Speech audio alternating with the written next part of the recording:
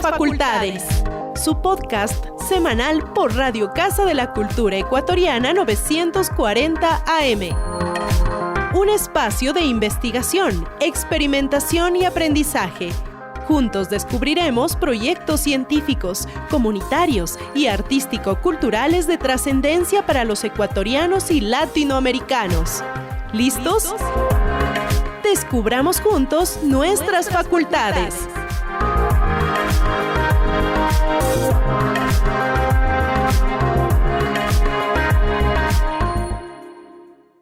Muy buenas tardes, queridos amigos de nuestras facultades. Esta tarde tenemos el gran gusto de compartir con el doctor PhD Jairo Armijos Avendaño.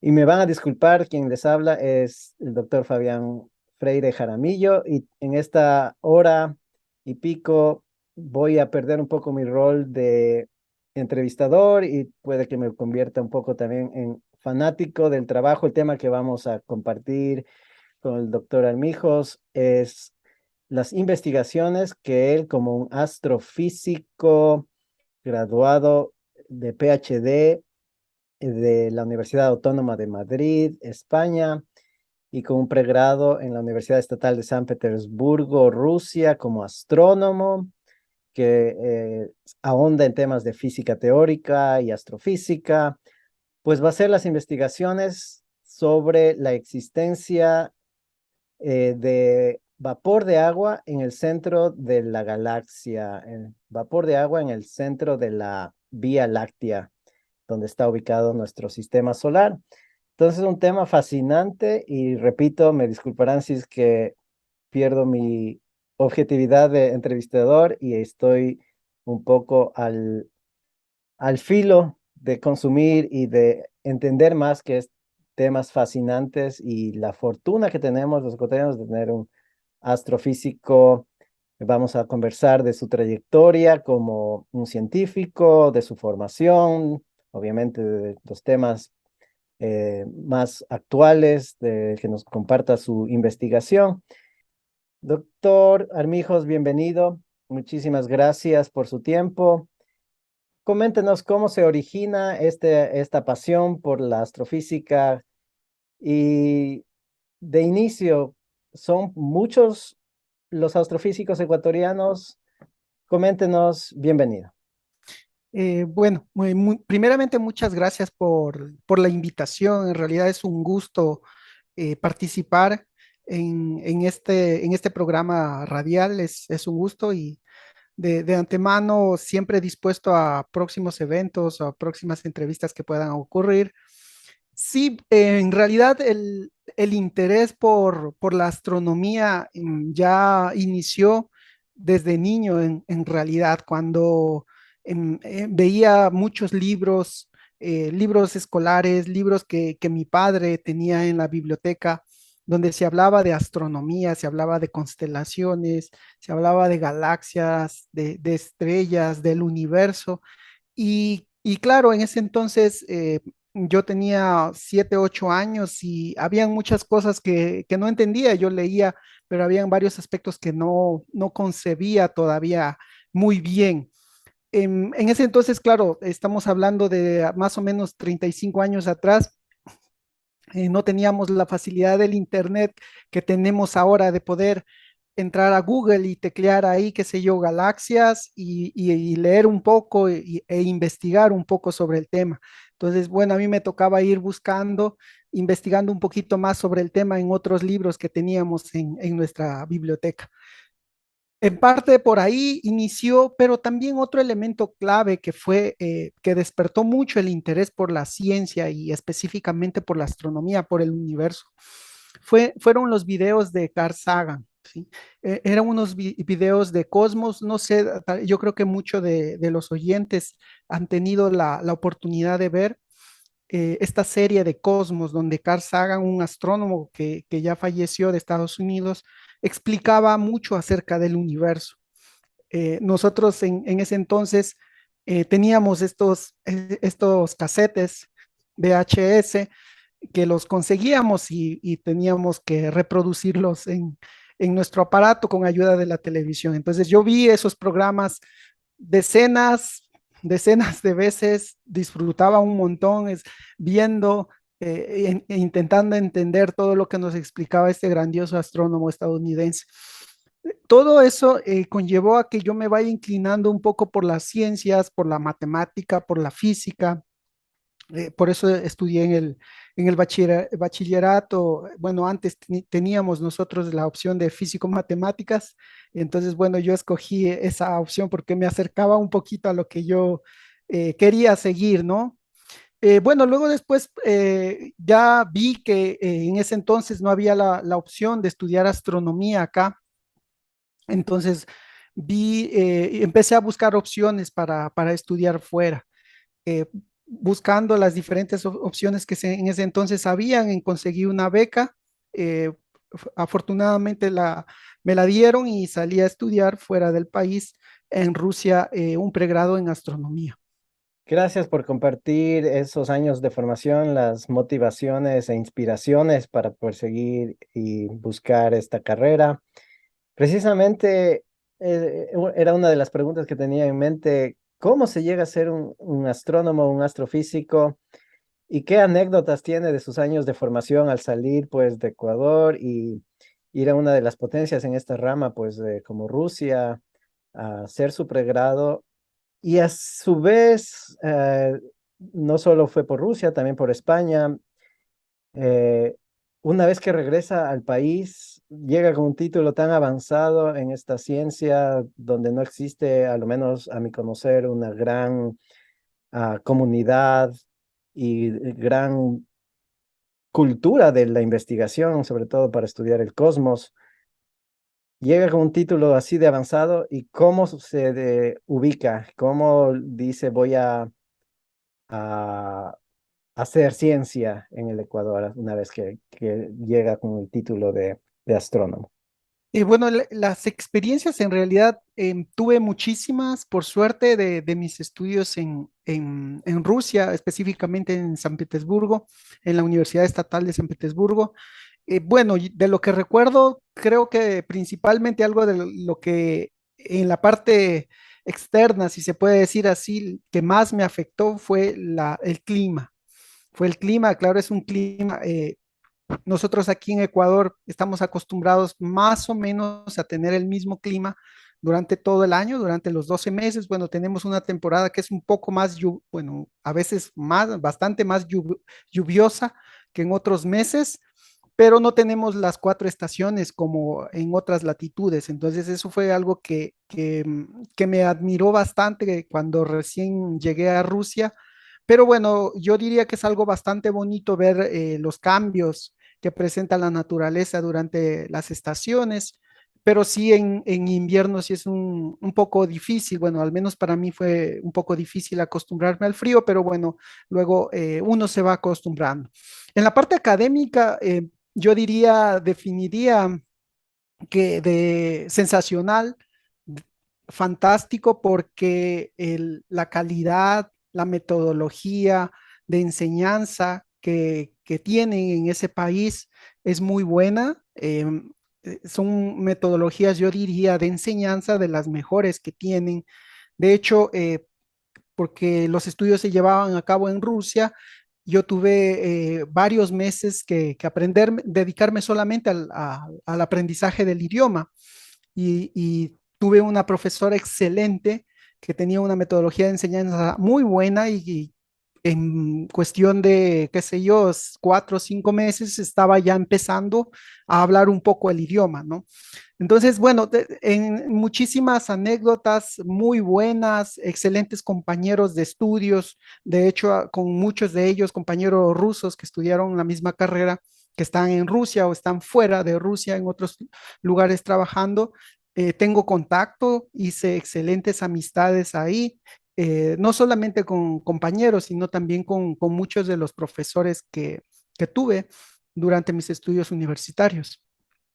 Sí, y bueno, volviendo un poco al tema de la comunidad de astrónomos, bueno, después de mis estudios en Rusia, yo fui a hacer luego estudios de posgrado en España durante más o menos unos 6 años. estuve fuera, pero luego regresé a Ecuador. Tenía en realidad muchísimos deseos de regresar y hacer ciencia aquí en el país, en mi país. Y cuando yo regresé, la comunidad de astrónomos no era muy grande, era aproximadamente de 10 personas, entre nacionales y extranjeros, que estaban haciendo astronomía aquí en el país. Pero por suerte, esta cantidad de astrónomos ha ido aumentando. Ahora yo diría que somos aproximadamente 30 personas, ¿sí? Astrónomos ecuatorianos, algunos trabajando aquí en el país, otros están trabajando fuera y bueno, esperemos que quizá dentro de unos años puedan regresar y hacer ciencia aquí en el país. En realidad, no es muy difícil en esta parte, en astronomía, hacer ciencias. Se puede hacer desde cualquier lugar del planeta, yo diría, porque ahora esto se puede conseguir gracias a los avances de la tecnología. Un ejemplo de ello es, yo hace unos 6 7 años, en muchas ocasiones, iba a los observatorios de distintos países a hacer las observaciones de forma presencial. Tenía que viajar de un país a otro, luego ir a la ciudad donde se encontraba ubicado el observatorio, el telescopio, hacer las observaciones, subir en muchos de estos telescopios están a alturas de más de 3.000 metros sobre el nivel del mar, teníamos que subir y quedarnos ahí unos días mientras duraban las observaciones. Ahora todo esto se puede hacer de forma remota y de hecho yo lo he hecho en muchas ocasiones desde mi oficina, desde casa, he hecho las observaciones con distintos telescopios que están en España, en Estados Unidos y en otros países. Necesitamos nosotros los astrónomos estas observaciones para obtener datos, obtener información de telescopios y esa información luego nosotros la analizamos y en base a eso hacemos nuestras investigaciones, como es el caso justamente del artículo que se publicó en esta revista Astronomy and Astrophysics, que tiene que ver con el vapor de agua. Entonces ahora no, en realidad no hay mucha dificultad. Tenemos reuniones, ahora muchas de estas reuniones virtuales para discutir sobre estos temas de astronomía, muchos son reuniones virtuales a través de Zoom u otras plataformas que existen. Entonces se puede realizar nuevamente, como comentaba, desde muchos lugares del planeta y desde aquí de Ecuador, por supuesto.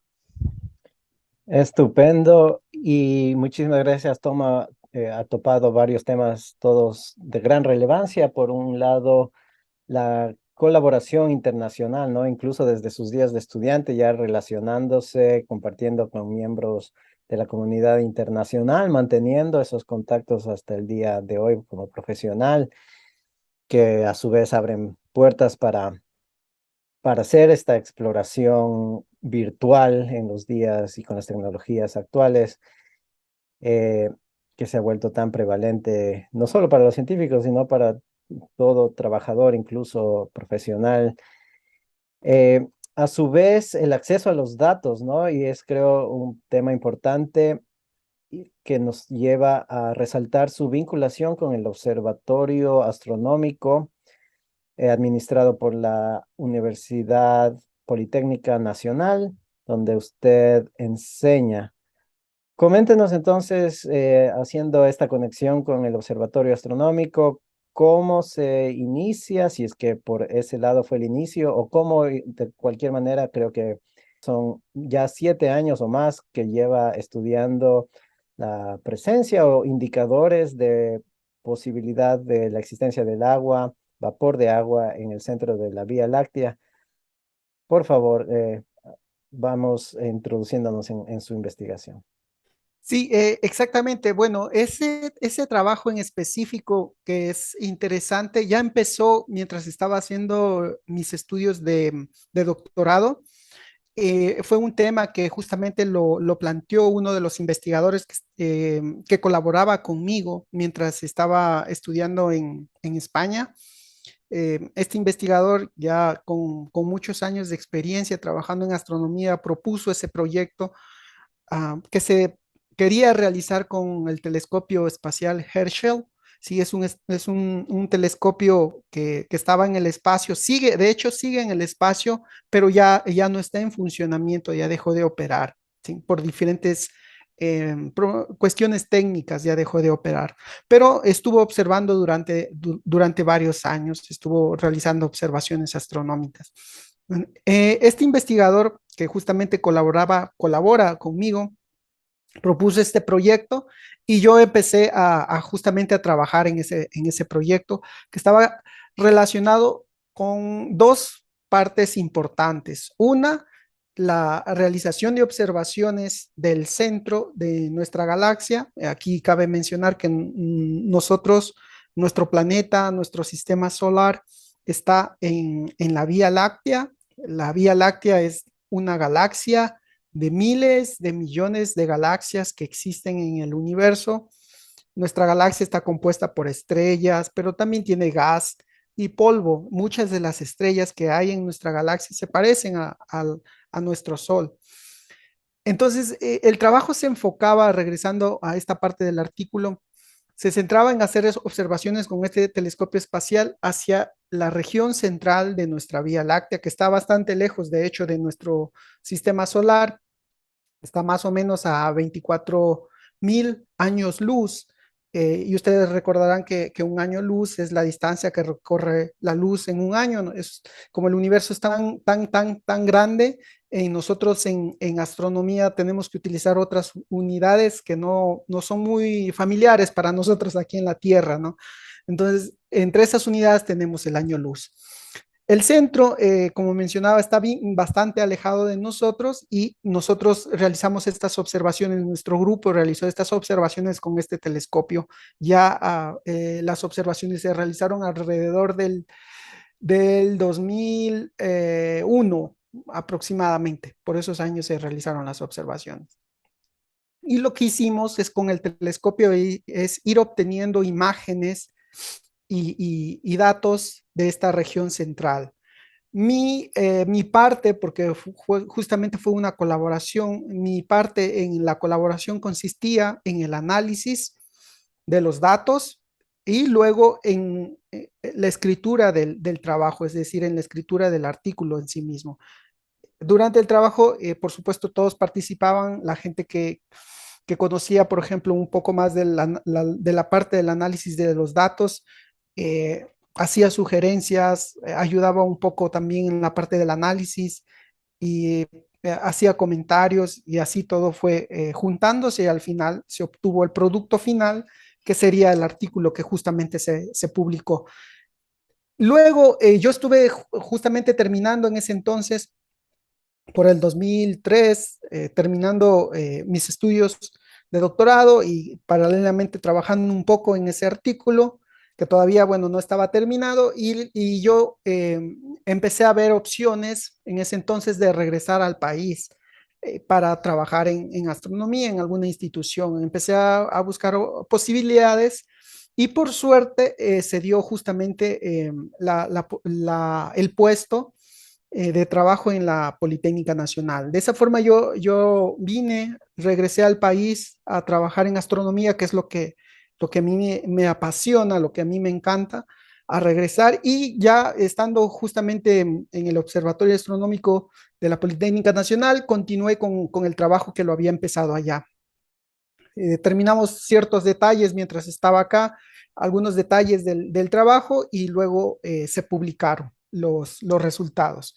En resumen, lo que nosotros publicaron fueron las primeras imágenes, porque antes no se había hecho, las primeras imágenes de vapor, del vapor de agua, ¿sí? Este vapor que nosotros lo sentimos y de alguna forma se ve un poco cuando nosotros estamos cocinando y la olla está hirviendo, entonces el vapor de agua empieza a salir de la olla.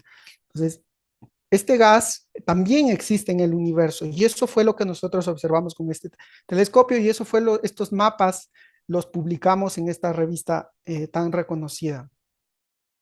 Pero no solamente publicamos por primera vez estos mapas cerca de una región tan interesante de la galaxia, es muy interesante porque en esta región nosotros tenemos la presencia de un agujero negro supermasivo que, como todos sabemos, ahora está muy de moda. Este tema de los agujeros negros han salido muchas notas de prensa, entrevistas. Estas regiones que nosotros estudiamos están muy cerca y nosotros estudiamos, además de los mapas, también las condiciones del lugar y encontramos que el vapor de agua, lo cual era un poco curioso, era bastante abundante en estas regiones. En estas regiones las condiciones son muy extremas por diferentes factores. Hay estrellas que son mucho más masivas que nuestro Sol y por ende emiten mucha radiación, mucha luz.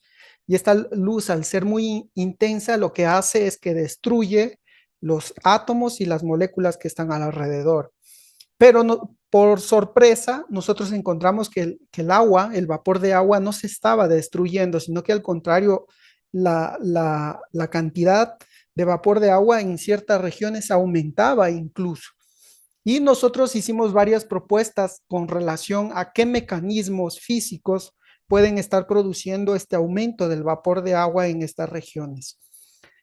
Aparte de eso, también hallamos que en el universo, en las galaxias, también hay polvo cósmico, que son unas partículas muy pequeñas, de cierta manera un poco parecido al polvo que tenemos aquí en la Tierra, pero la composición química es diferente al polvo que tenemos nosotros aquí.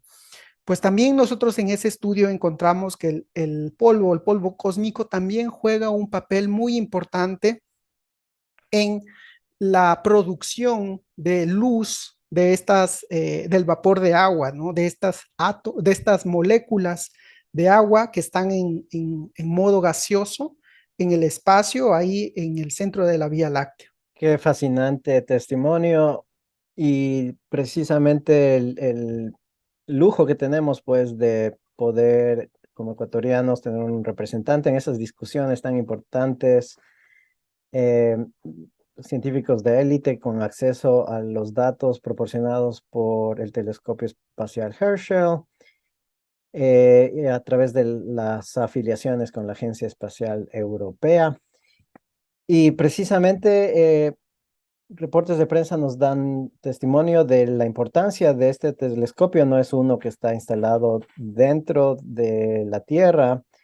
Coméntenos un poco este aspecto, porque es importante que se estudie primero la posibilidad de la existencia de agua en el centro de la Vía Láctea y cómo este instrumento que está orbitando el planeta con un telescopio externo a nuestra gravedad, pues es de ayuda para esto. Y a su vez, si es que me permite un tercer tema, pues para este intercambio de ideas, ¿cómo espera usted que este nuevo telescopio que ha sido desplegado por la NASA, el James Webb Space Telescope, puede contribuir a la búsqueda de conocimiento, de expandir tal vez lo que ustedes en su momento iniciaron? Adelante. Sí, bueno, en realidad esta parte es muy interesante, sí. Tenemos nosotros muchos observatorios, telescopios en tierra, ¿sí? Sobre la superficie terrestre, pero en muchos casos hay la necesidad por diferentes factores, algunos los voy a explicar, que el telescopio esté en el espacio, ¿sí? Uno de los elementos principales es que nuestra atmósfera está compuesta por diferentes elementos. Tenemos, como todos sabemos, tenemos oxígeno, pero también tenemos agua en estado gaseoso, tenemos ozono y otros elementos más.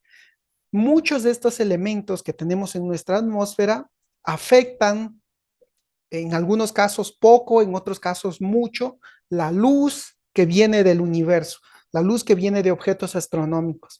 Y eso para nosotros es un problema, porque al momento de que nosotros con nuestros telescopios detectamos esta luz, las imágenes que nosotros obtenemos no son las deseadas, sino que aparecen muy borrosas y los datos están distorsionados.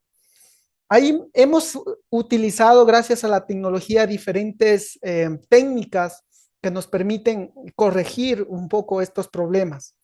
Pero ya durante varios años se llegó a la conclusión de que una de las mejores o la mejor solución es mandar mejor el telescopio al espacio. Es decir, estos telescopios espaciales como el Herschel y ahora el James Webb Telescope están en el espacio y no sufren de este problema de que la luz, antes de llegar a los detectores, a los instrumentos del telescopio, tengan que atravesar la atmósfera terrestre, por el hecho de que los instrumentos están fuera de la atmósfera terrestre. Sí, justamente ese es uno de los elementos importantes. Y el James Webb Telescope en realidad va a jugar un papel importantísimo. De hecho, ya está jugando porque muchos astrónomos que están haciendo investigaciones en muchos temas interesantes de la astronomía están utilizando ya este telescopio, están haciendo observaciones y lo que se pretende es hacer estudios en exoplanetas, estudios del origen del universo, estudio de la formación de galaxias, estudios de formación de estrellas, sistemas planetarios, que como todos sabemos juegan un papel fundamental en nuestra comprensión del lugar que jugamos nosotros o que tenemos en el sistema solar de nuestro planeta, nosotros como humanos, pero también de nuestro planeta, del sistema solar en la galaxia y en el universo. Todos estos estudios cada vez nos permiten comprender un poco más de que nosotros no somos los únicos, que nuestro planeta no es el único en el universo, sino que ya sabemos que en nuestra galaxia y muy posiblemente en otras galaxias hay planetas y muchos de ellos son posiblemente muy parecidos a nuestro planeta. Es decir, tienen una parte rocosa, posiblemente tienen también una parte líquida en la superficie, agua en estado líquido. Y como todos sabemos, eso conlleva muy posiblemente a la existencia de algún tipo de vida en estos planetas. Entonces, el James Webb Telescope se está utilizando para hacer estudios de exoplanetas, es decir, planetas que se mueven alrededor de otros soles. También estudios acerca de la formación de galaxias, pero en el universo primitivo, es decir, cuando el universo, nuestro universo era todavía, hablando de forma analógica, como la edad o el tiempo que tienen las personas cuando recién era un bebé, ¿sí? Cuando recién tenía pocos años. Entonces, este telescopio, gracias a la tecnología que tiene, porque es mucho más grande que, por ejemplo, el Hubble Telescope, que también lo lanzó la NASA, va a permitir hacer estudios de estas galaxias que se formaron hace miles de millones de años. Cabe aquí señalar que nuestro universo tiene 13.7 mil millones de años, ¿sí? Y con este telescopio, el James Webb Telescope, estamos viendo cómo se formaron estas galaxias cuando el universo era un bebé. Pero también se están utilizando para hacer otro tipo de estudios. Se está viendo cómo, aparte de estudiar ya planetas formados, se está viendo cómo se forman sistemas planetarios, es decir, cómo se forma la estrella que está en el centro del sistema planetario, pero también cómo se van formando estos planetas alrededor. Cabe aquí señalar que más o menos 30, 40 años atrás nosotros conocíamos muy poco acerca de planetas y otros sistemas planetarios. El único sistema planetario que conocíamos era el nuestro, el sistema solar. No conocíamos mucho acerca de otros sistemas planetarios. Ahora sabemos mucho, hemos aprendido muchísimo acerca de sistemas planetarios en nuestra galaxia. Entonces sabemos que en otros sistemas tenemos planetas gigantes como Júpiter, que tenemos otros que son gaseosos como Júpiter, pero también tenemos planetas rocosos como Marte, como nuestro planeta, pero que estos planetas no siempre están a la misma distancia de la estrella, sino que en algunos casos están más cerca de la estrella, en algunos casos están más alejados. Y esto nos ha llevado a hablar justamente sobre la zona de habitabilidad, es decir, esta zona donde si existe un planeta, hay muchas posibilidades de que pueda existir vida. ¿Por qué? Porque es muy posible que en esta zona, si el planeta está en esta zona, se den las condiciones físicas necesarias para que el agua se encuentre en estado líquido. Quédense con nosotros. Volvemos pronto con Nuestras Facultades, su espacio de investigación, análisis y diálogo directo con científicos, artistas y creadores culturales.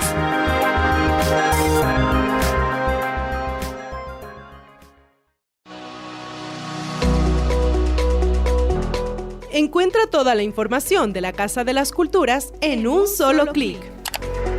Conoce la gestión que se realiza en la Casa de las Culturas. Visita nuestra página de Facebook e interactúa con nosotros en @Casa de las Culturas EC.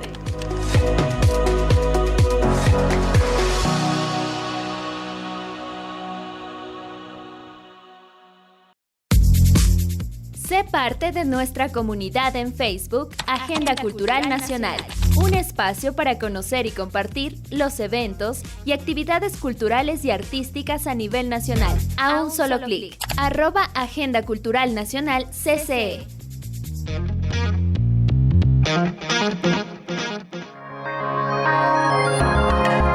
¿Listos? Continuemos explorando, experimentando y aprendiendo acerca de nuestras facultades.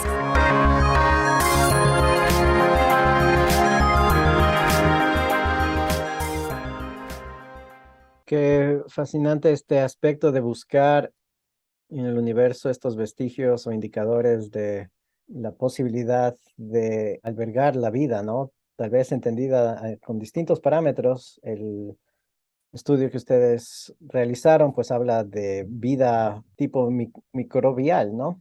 Se me había ocurrido al escuchar su testimonio, esta comparación que se escucha precisamente que James Webb Telescope permite no solo ver con tanta profundidad como nunca se lo ha hecho antes hacia el espacio, pero también recopilar imágenes, como usted lo describió, cuando la Vía Láctea y demás universos, galaxias estaban recién en formación, como los describió usted como cuando todavía eran bebés.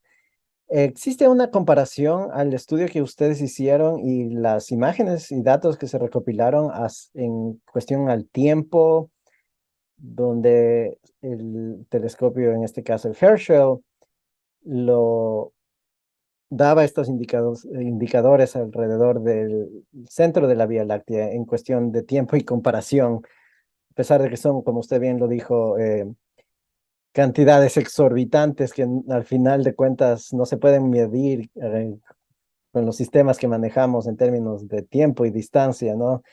Son miles de millones de años y se usan otro tipo de cuantificadores como años luz y demás, pero existe esto. Y a su vez, ¿qué conclusiones les lleva a recopilar con relación a la existencia de vapor de agua? ¿Qué relevancia trae para nuestra experiencia como humanos en el planeta Tierra? ¿Sabemos más alrededor de cómo se originó la vida acá? O tal vez qué destino nos puede esperar al continuar nuestra evolución.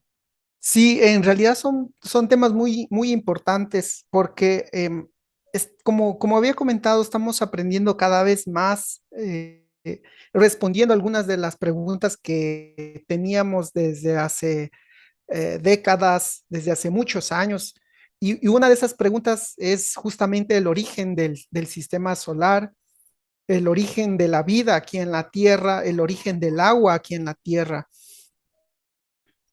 Ahora todavía no está muy claro, pero no sabemos a ciencia cierta cómo llegó o cómo se formó el agua en estado líquido en nuestro planeta. Todavía hay varias hipótesis, pero estos estudios que se están realizando y en parte el estudio que nosotros hicimos ayudan a arrojar un poquito de luz sobre este tema. Específicamente, Nosotros encontramos, pero no solo nosotros, bueno, hay otros científicos que están encontrando en otras regiones de la galaxia, pero en nuestro caso nosotros encontramos que el agua en estado gaseoso es bastante abundante en el medio interestelar, en el espacio, es decir, en las regiones que se encuentran entre las estrellas. Es muy abundante. ¿Y por qué eso es importante? Es decir, el agua ya existe ahí, pero no está en estado líquido, por supuesto, sino que está en estado gaseoso.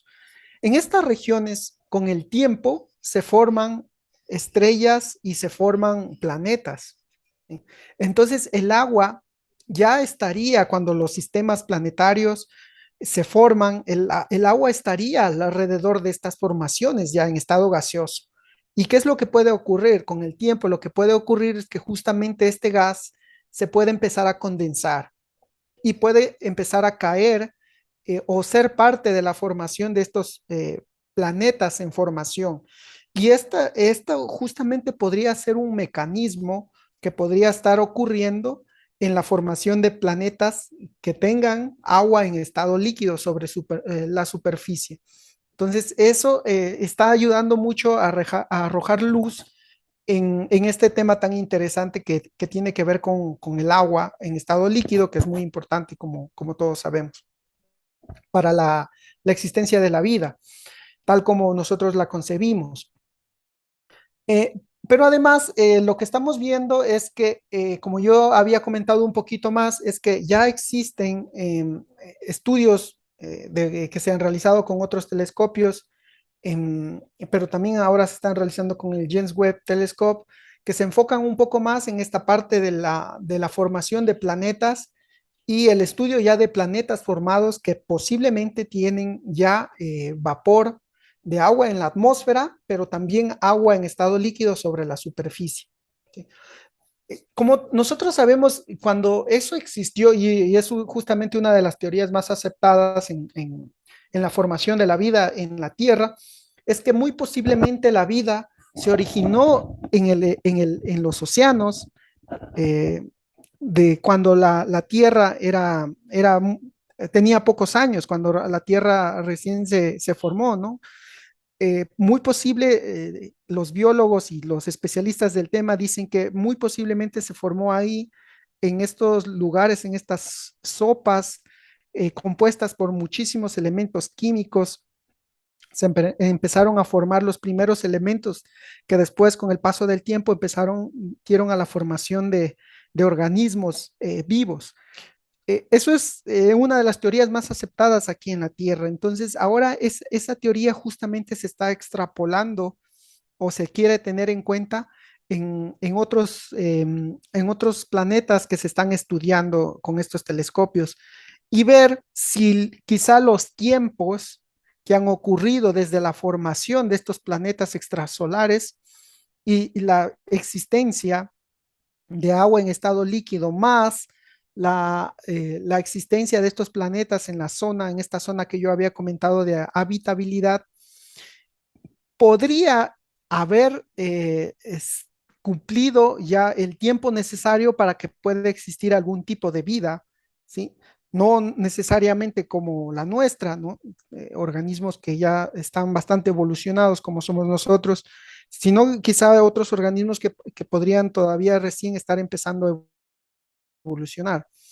Entonces, todos esos estudios se están haciendo ahora con ayuda de estos telescopios, con el conocimiento previo que ya hemos adquirido acerca del agua en el universo. Todo eso se está realizando y como sabemos es muy, muy importante para tener en cuenta eso. Pero también estamos viendo que no siempre en un sistema planetario se dan las condiciones para que exista vida. ¿Sí? Es decir, no encontramos en el sistema solar un sistema planetario y si está compuesto por, digamos, 10 planetas, todos cumplen con las condiciones necesarias para que exista atmósfera, para que tenga agua, para que tenga lo que nosotros conocemos como continentes o algo así parecido a eso. No todos, porque en realidad son de estos planetas que encontramos, puede ser uno o pueden ser dos de todos los planetas disponibles, tienen estas condiciones, pero en algunos casos no cumplen con esas condiciones. Y eso nos lleva a la conclusión de que, y además, tener en cuenta de que estos sistemas están muy alejados unos de otros, no es que estén aquí al lado nada más, sino que están muy alejados. Estamos hablando de años luz. Entonces, esto nos lleva a la conclusión de que también, a pesar de que hay muchos planetas y muchos de ellos parecidos, pueden ser parecidos a nuestro planeta, están muy alejados de nosotros. Y eso nos lleva a la conclusión que quería comentar de que tenemos que cuidar nuestro planeta. Es muy importante cuidar nuestro planeta porque no hay no hay otra casa que esté a la vuelta de la esquina a la cual podamos ir, qué sé yo, en 5 o 10 años. Es muy difícil porque si existe o algún momento encontramos algo parecido o un planeta parecido al nuestro, eso nos va a llevar muchísimos años viajar a ese lugar. Pero además, actualmente todos sabemos que no contamos con la tecnología por el momento para realizar ese tipo de viajes, ¿no? Y si es que podríamos hacer eso, no todos iríamos. Entonces, la conclusión sí es muy importante. Hay que cuidar nuestro planeta, proteger la naturaleza, la atmósfera, el agua que existe, tan vital que es para nosotros, que existe en el universo, pero que aquí es tan importante para nosotros cuidarla, ayudarla a mantener que esté limpia, conservar de la mejor forma el agua potable que está disponible. Entonces, este estudio del universo en realidad nos da pistas, nos aclara el papel que la humanidad, que nuestro planeta juega en el sistema solar, en la galaxia y en el universo. Claro que sí, y qué gravitante este comentario de precisamente se quiere entender más el cosmos, se quiere entender más nuestro lugar en él, pero no nos olvidemos pues de la fortuna que tenemos de tener las condiciones para la vida y el agua que pues precisamente ya escasea en muchas partes. Este verano, sobre todo en los países del norte, en Europa, Estados Unidos, se habla de sequías persistentes que precisamente ya avisoran la escasez de este elemento vital y del que los ecuatorianos debemos sentirnos privilegiados, y Latinoamérica en sí, pues somos una región con abundantes fuentes de agua, entonces no hay que desconocer lo crítico de esta situación y pues no privilegiar tal vez la minería que nos dará 15 años de riqueza o la misma historia tal vez del petróleo, pero no por eso sacrificar las fuentes de agua, que es nuestra vida misma. Pero no es hasta en verdad ver cómo se secan los lagos, cómo se tiene que importar el líquido para que las comunidades tengan para saciar la sed, que en verdad se entiende esto, que no es solo de abrir el grifo y volver a la cotidianidad, ¿no? Debemos reconocer el valor que este tiene. Entonces es sumamente importante ver cómo pueden los distintos ingredientes del cosmos alinearse de tal manera para que se den las condiciones de la existencia del agua o sus elementos, ya sea gaseosos, pero no se ha encontrado hasta el momento o, las mismas condiciones donde el agua abunde tal como lo hace aquí en el planeta Tierra. Coméntenos más asimismo, se anticipa tal vez la comunidad ecuatoriana, la comunidad científica latinoamericana, tener acceso a los datos del James Webb Telescope y, de ser el caso, ¿qué preguntas estarían elaborando para continuar y hacer el trabajo que se hizo previamente o para llevarlo en nuevas direcciones? Sí, sí, justamente se están formando, ya se han formado de hecho grupos, de hecho siempre se ha venido trabajando así en grupos, en colaboraciones internacionales y ahora se está haciendo lo mismo en el caso de proyectos relacionados con el James Webb Telescope y ya existen a nivel de Latinoamérica, pero también a nivel mundial de estos grupos que se van a enfocar en el estudio de estos temas que yo había comentado, pero bueno, específicamente en lo que tiene que ver con el agua las condiciones que hay en estos planetas que ya están descubiertos, como lo había dicho, ya sabemos que existen ahí. Lo que vamos a hacer ahora con el James Webb Telescope es simplemente volver a apuntar el telescopio a esos exoplanetas y gracias a la tecnología que tiene este telescopio, poder hacer estudios más detallados de la atmósfera de estos planetas, de los elementos que muy posiblemente está constituida la superficie de estos exoplanetas y hacer quizá estudios más detallados de lo que quizá ya conocemos, es decir, la distancia a la que se encuentra el planeta del Sol de ese sistema solar. Entonces, hacer estudios un poquito más detallados en esa parte. Nos va a permitir aprender muchísimo porque como yo un poquito había comentado, ya sabemos ahora que hay muchos planetas que ya cumplen con algunas condiciones, ¿sí? Pero todavía hay algo que todavía no sabemos, es ver si, si la cantidad, qué sé yo, de elementos que existen en la atmósfera son necesarios para que pueda existir algún tipo de vida en la superficie, si lo que puede existir en la superficie también no puede ser muy nocivo para el desarrollo o la evolución de algún tipo de vida. Entonces, como ustedes se pueden imaginar, estamos yendo ya a detalles que hace décadas parecían de ciencia ficción.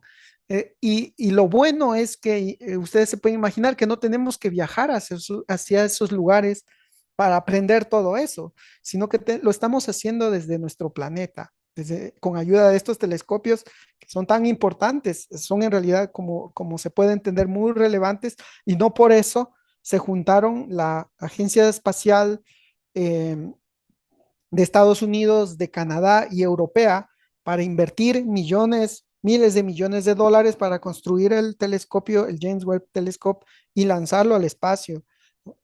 Son instituciones que entienden muy bien la importancia de estos estudios y por eso se construyó, se lanzó y ahora se están haciendo estos estudios tan detallados.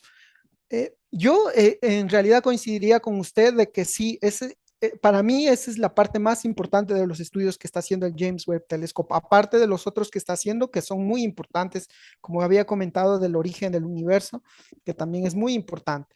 Pero para mí, yo me quedo con esta parte del estudio de los exoplanetas, ¿sí? Es ver cuán parecidas son las condiciones, las características de esos planetas en comparación con las de nuestro planeta.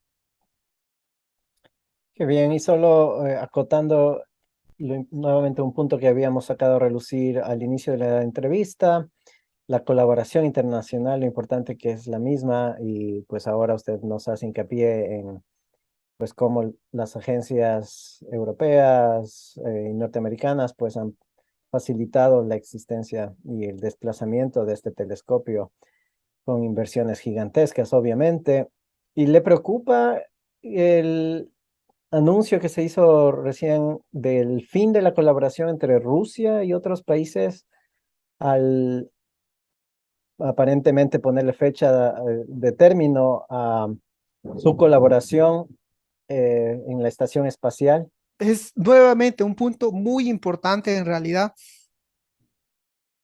porque como se puede entender, este tipo de trabajos de investigación, proyectos de investigación, programas de investigación, requieren la ayuda de especialistas de muchos países, de gobiernos.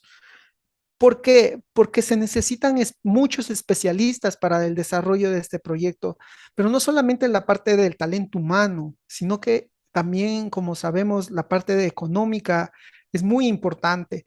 Por eso es que generalmente se trabajan en colaboraciones internacionales entre muchos países.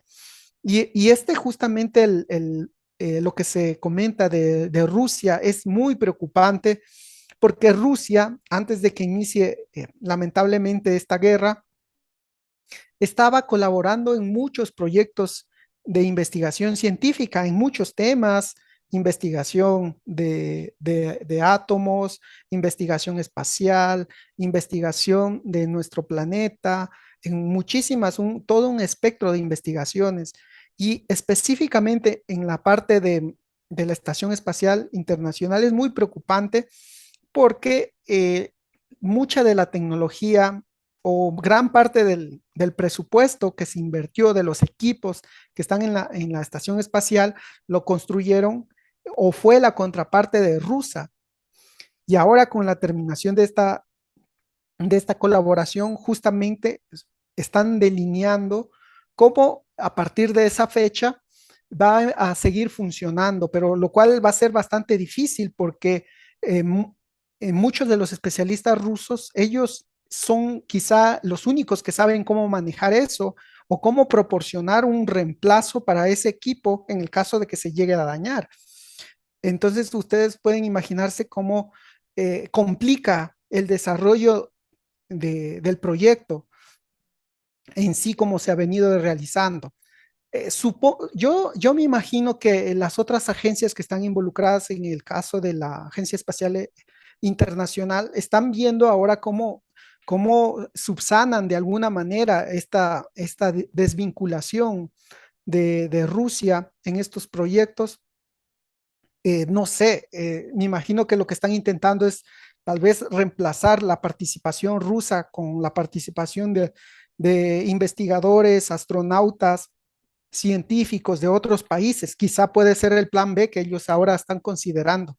Pero a pesar de esta posibilidad de estos planes alternativos, igual les sigue siendo difícil todo esto, pero no solamente en esta parte, porque ellos también, los rusos, estaban participando, iban a participar en otros proyectos astronómicos que tenían que ver con el lanzamiento y la operación de telescopios espaciales, investigaciones en tierra y muchísimos proyectos más. Entonces, esto está dificultando mucho esta parte.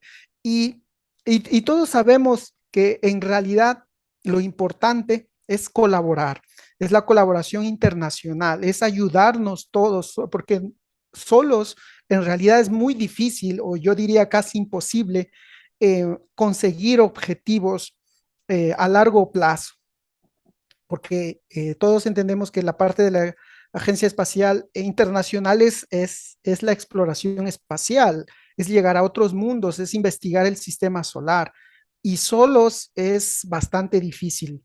Yo diría sí, yo diría que es bastante difícil. Entonces, esperemos, yo sí espero, la verdad, que todo esto se solucione de alguna manera y todas estas colaboraciones se vuelvan a restablecer por el bien de la ciencia, por el bien de las colaboraciones, por el bien de la humanidad y por el bien de todos.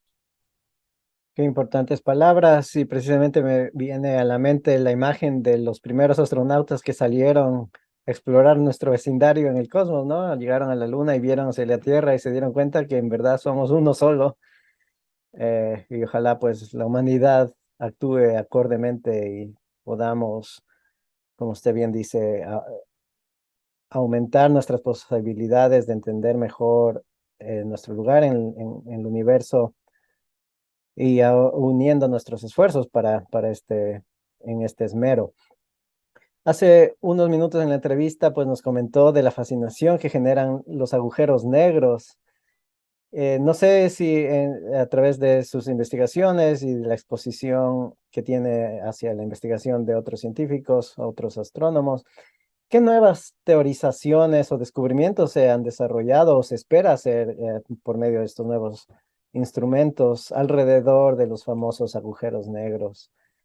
El doctor Jaire Armijos Avendaño responderá a nuestra pregunta acerca de los agujeros negros, como también otras inquietudes más sobre física cuántica o la diferencia entre materia y energía oscura. Todo en nuestro próximo episodio de Nuestras Facultades.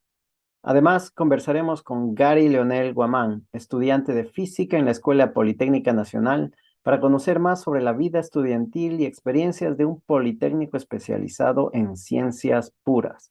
Búscanos en las principales redes sociales usando el hashtag Nuestras Facultades.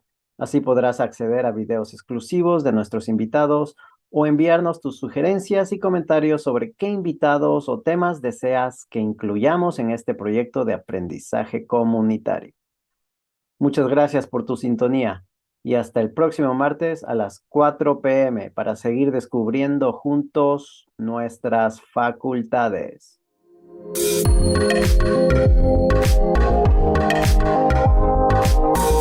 Esto fue Nuestras Facultades, su podcast semanal en diálogo directo con los gestores de nuestro conocimiento. Les esperamos todos los martes de 4 a 5 de la tarde por Radio Casa de la Cultura Ecuatoriana 940 AM y www.radiocce.com.